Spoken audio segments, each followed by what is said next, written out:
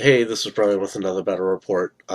This time there's a 35-point game, which is actually circle on circle. Uh, this is kind of a rare opportunity for me. Usually at my store, I'm kind of the only regular circle player. There's somebody else who kind of goes back and forth between circle and cricks. Um, but usually it's just me, and I don't really find myself in mirror matchups too much. Um, but here we go. So what I've taken for this 35 points, I have a unit of druids with the UA, some shifting stones up front, a minimum unit of skinwalkers with the Warborn Alpha, uh, Prime Kruger, or Primal Kruger if you want to get technical. In the back there, I have a Feral, Megalith, and also there's a Gallows Grove up in those trees. And what I am facing against is a Moshar list. Um, and one of the things, druids on druids is just silly because they both just counter magic each other, and it just gets funny. But anyways, so what he has a unit of shifting stones with the UA, big big unit. Well, I say big unit. It's the only size unit you can get. Unit of druids with the unit attachment. In the back there is a Gorax, a Stalker, Moshar himself. There's a Druid Wilder in the back there.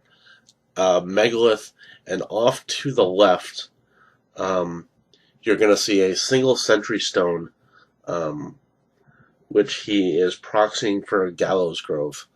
I guess he didn't have a Gallows Grove, and at first he wanted to use Wormwood, Cassius's tree there, and I was like, that's only on a 40 millimeter base, and he's like, all right, well I have this, and I was like, all right, that's fine. Um, so, all right, here we go. I got the first turn. We weren't really having like an actual like steamroller scenario. This is still part of the Machinations League. So the region, I believe that you got, or the special scenario, I believe it was it's one of the league scenarios. Is at the beginning of your turn, you can pick a model in your opponent's army and move it 3 inches. Apparently, there's a giant storm going around that's kind of picking up people and carrying them around and doing all this sort of weird stuff. Um, to which I was thinking to myself, if you ever have Kruger in this scenario, he should just automatically win. Like all the spell ranges are doubled. Anyways, the old Warhammer Fantasy player in me that's like, we should have special rules for scenarios for particular guys, and just, anyways, being silly. So what I did is I took one of his druids and I moved it out 3 inches closer, um, because I realized that while it's my first turn, he hasn't gone yet. He doesn't have counter magic up, so I need to inflict as much damage as I can onto those druids while they're vulnerable. While the overseer hasn't put up elemental protection at all. Maybe I can crack one of those shifting stones. So it rather important that I tried to do so.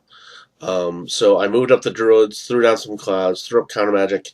The Gallows Grove went up as close as I could while still remaining stealth. And then Megalith kind of walked up, just threw lightning tendrils on himself and just kind of riled a bit. Kruger channeled a chain lightning from the Gallows Grove into the druid that was moved up. Hit. Only caused two extra bounces. So vaped one druid plus another one that it bounced to. The other bounce went to a shifting stone, which it did some damage, but not nearly enough. I decided that I was going to put up some other spells as well, rather than just trying to do two chain lightnings. And I think the other reason why I didn't do a second one was because it was out of range, and I was only able to use the free scenario move, I guess you could say, of one of the opponent's models in order to achieve that anyways. So the Pharaoh walked up into a unit of shifting stones, and that was really about it. So we go into Moshar turn 1. This should look very familiar to people who are regular with Moshar. Those 4 templates down in the middle of the field are 4 pillars of salt. You can now see the sentry stone that's acting as his gallows grove. So the stalker walked up and riled. The druids walked up, counter magic, elemental protection, threw down some vortexes for themselves. Megalith just kind of walked up, just a whole bunch of walking up. Nothing really majorly happening at this point. So my turn 2. Also for his turn, he took Pkreuger and he moved him up a bit. And I was like, all right, whatever. He's still in the back lines. It doesn't matter. But anyways, circle turn 2. If you notice, there's no more stalker anymore.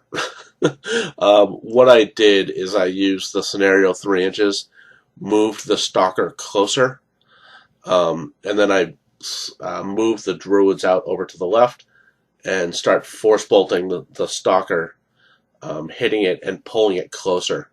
And I got about 4 or 5. Like it was crazy.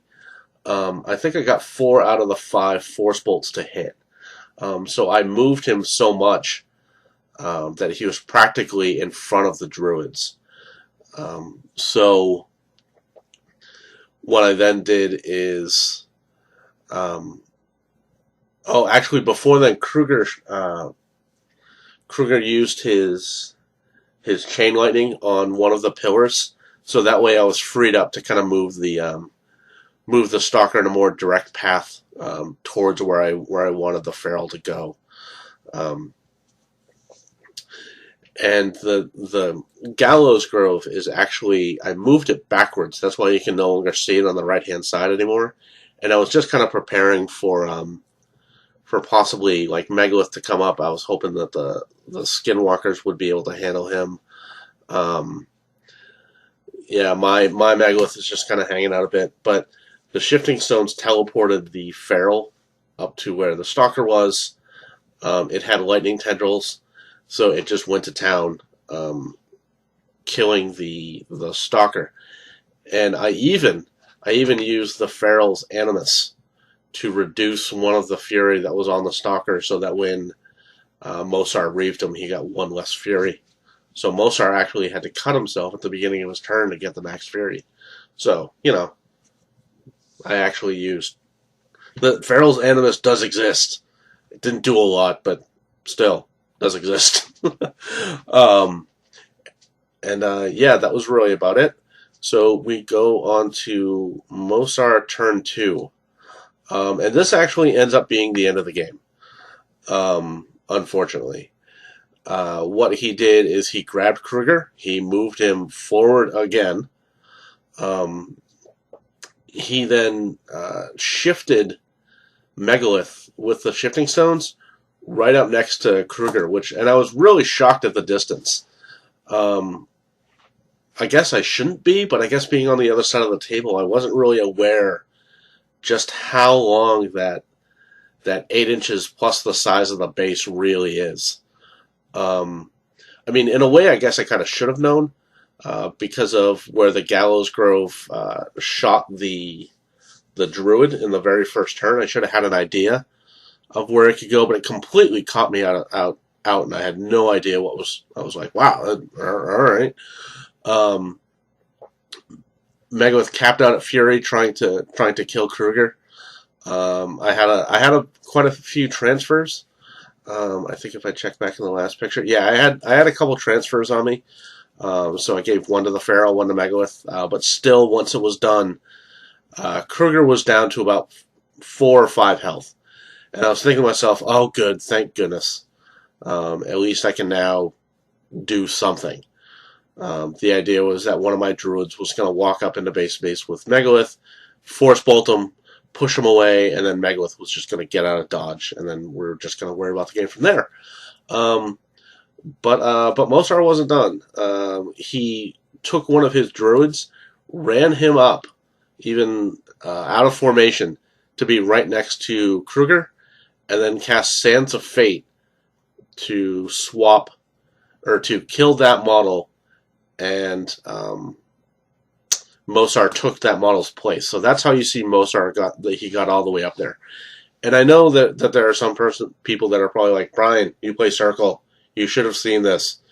I don't own Moshar. I've kind of just, I only really focus on the caches that I have. Um, so like I've read them, but it just never really clicked. I've never actually seen this. And I'm kind of one of those people that I need to like physically see it on the table before I kind of brain registers what's going on. Um, so when Moshar did walk up, it was a simple attacking, boosting the hit Kruger and killing him. Um, so yeah, this is one of those classic examples of getting caught up by something and being like, what's going on? I had no idea this was going to happen. Um, but thankfully this is one of those things that it's that trick that works, but it's the trick that only works once, and then afterwards, your opponent will kind of be aware of it and make sure it won't happen again. I should have known that something that he was going for an assassination where he kept using the scenario move on Kruger to keep moving him forward. Um, I had no idea that this was going to happen. I mean, I quite easily could have just, he moves me forward 3 inches, I move back 8, or not 8, 6, or and just been like, all right, I don't understand what you're doing, but sure. Um, so having this happen to me was preventable. I just didn't realize it.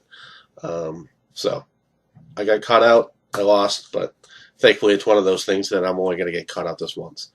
So thanks for watching, and I will have more battle reports up for you soon. Thank you.